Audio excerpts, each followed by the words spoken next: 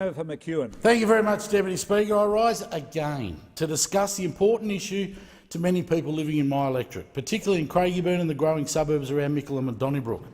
It's also an issue that impacts thousands of families right across Australia. These people know the Turnbull government has broken a key migration promise, namely in regard to introducing new temporary sponsored parent visas.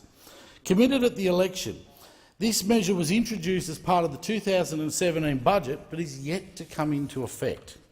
The last election, the Liberals followed Labor's policy and promised to introduce a new temporary parent visa.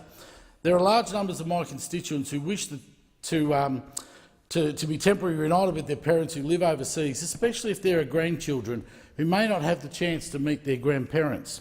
The government promised before the election that children would have to pay a bond for those important visas. But alas, after the election, as we come to expect, the government announced a non-refundable fee of $20,000 if families choose a 10-year option. This inept Turnbull government said one thing before the election and is doing something entirely different once they won government from misleading people.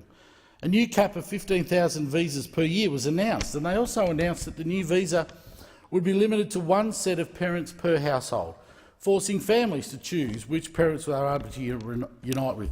This is cruel and ridiculous. Our families deserve better than this dishonest government.